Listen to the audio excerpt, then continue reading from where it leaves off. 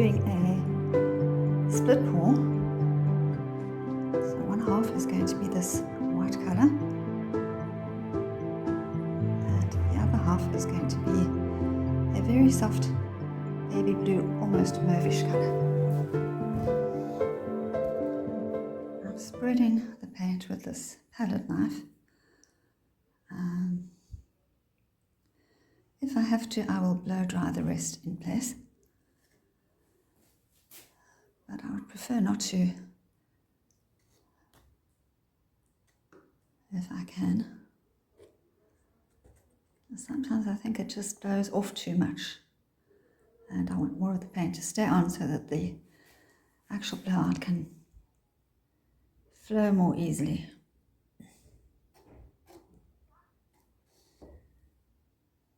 So I hope it's enough. I made plenty, but I do want to keep some as spare just in case. So it's a bit thick on the center here.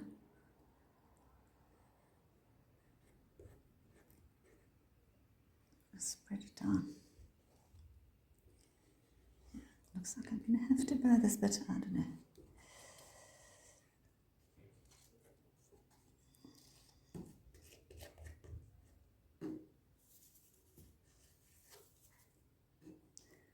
Well, I made it to the edge, but of course now the sides are not covered.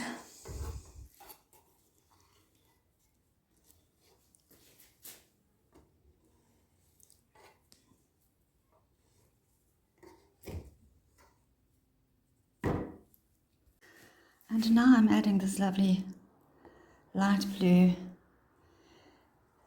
powder blue mixture on the other side. And this I achieved by using some pink that I had, which was left over from a cadmium red and white mixture. And then I added a bit of phthalo blue, very little phthalo blue, and quite a bit of Prussian blue. And well, not that much as well, because I didn't want it to be dark, and I know that it's going to dry darker, so I really wanted it to stay light. But that's the colour it's turned out so far. And I'm going to blow this all over.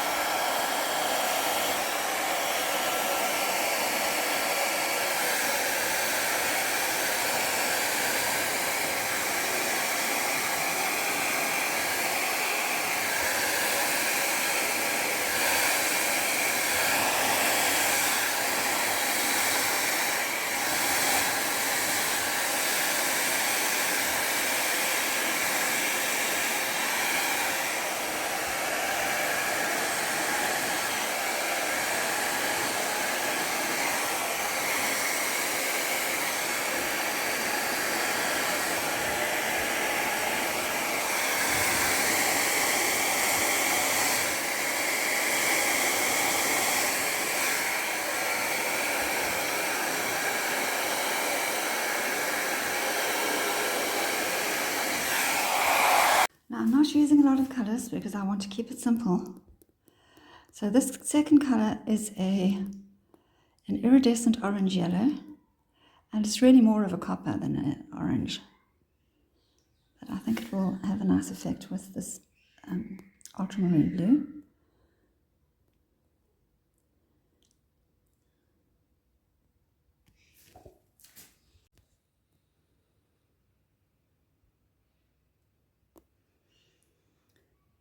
So then after this, I'm going to put a little bit of pearlescent white on. Now I changed my mind there.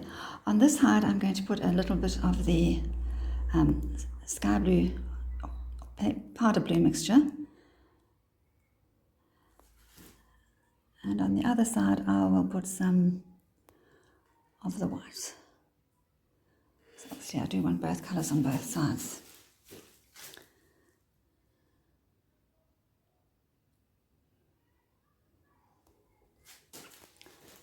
On the side, and then I'll do the whites.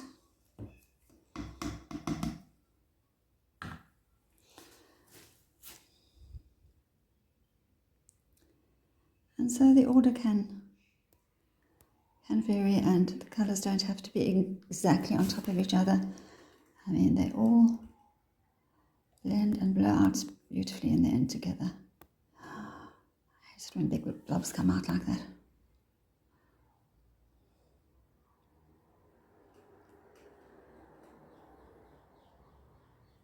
And then some on that side.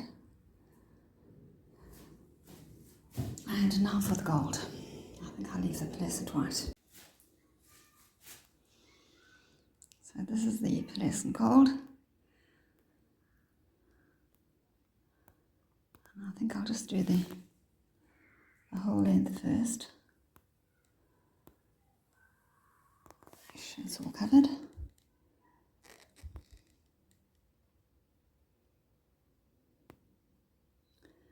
And then these little side bits. And, you know, I like to do something more with my blowouts. So I'll blow it out just as if it's going to just be a bloom. And then I might, very possibly will leave part of it as just as the bloom, but with the botanical design.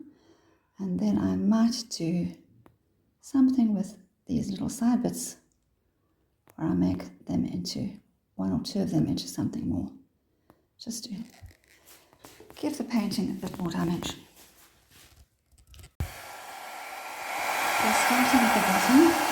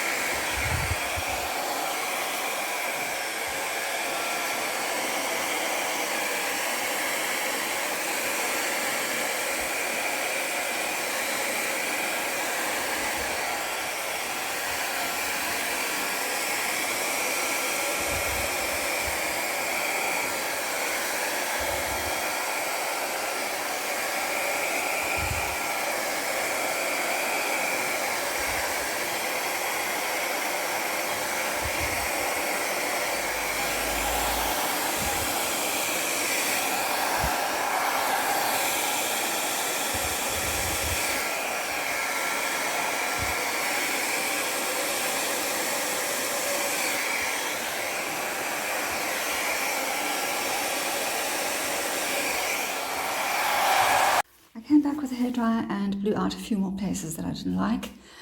And then also I came back and blew, you know, just with my mouth, some of the petals because I didn't like the shape, so a bit too spiky. And even now I can see that I need to still blow up a bit more, but I'll use a straw for those once I've, like here, once I've actually just put the botanical design through.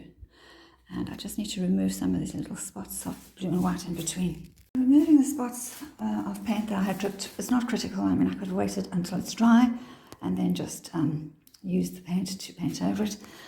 But I just wanted to do it while I could see it.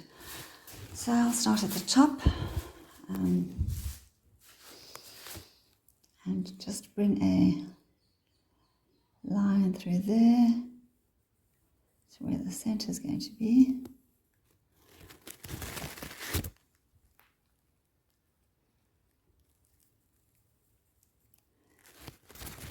And there's no formula for how you do these botanical designs, but just to sort of go with the flow of the shapes of the blowout and bring them to a central point. And you don't have to, I mean, this is lovely as it is, or I could put a line through it like that. And not much of the line will remain because the paint is very wet still. If I waited until it was more settled, then you might see more of the line. And just wipe off your, I'm using the back of a brush, but just wipe it off in between each swipe, otherwise you drag all that colour through. And here where the paint went over, which I don't mind, it wasn't intended, but that's how it happened, that's how it worked out. But you can still do the design there as well. This is very pretty here. Maybe I'll just leave that. And this is very pretty there, but it's I need more of it over there, so I'll have to use a straw for that.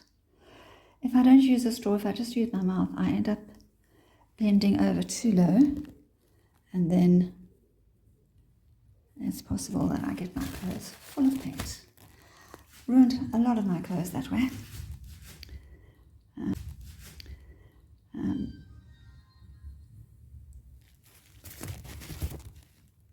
All for the sake of art.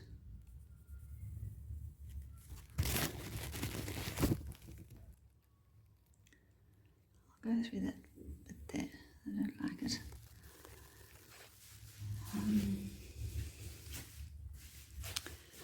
I mean, you might not want to watch this part, you can just fast forward.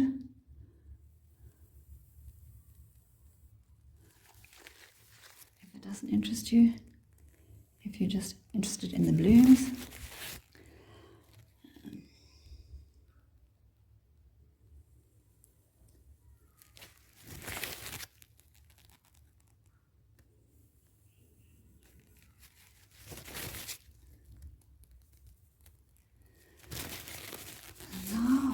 To do with this.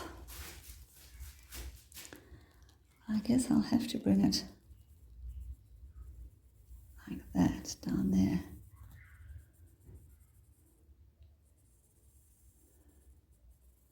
And then down here.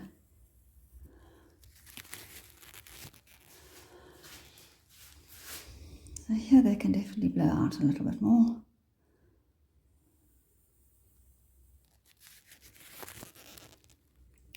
But there's lovely cells and lacing where the colours have mixed. Even though there were not a lot of colours, there were 2 metallics, and there was some iridescent colour in this blue that I poured out.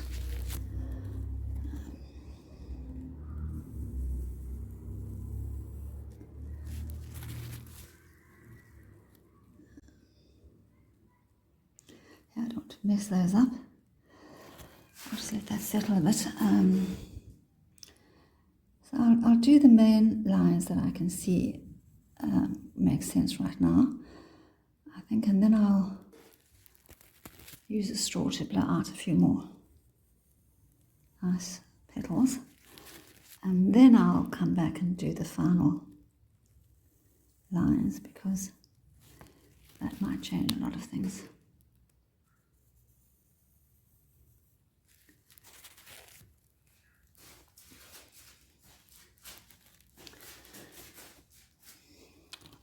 I love these colours. In fact, using the hairdryer forward brought out nicer colours than turning it backwards. And the reason I did that was just because it was awkward from the position I was standing in. But I should have turned around and turned the hairdryer forward. I think it gives better results.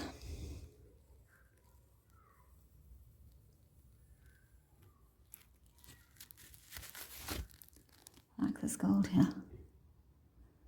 Even though it's a lot of gold, sometimes it just looks nice. It's not solid, it's mixed with the other colours. And this is very pretty here, so I'll just leave that there.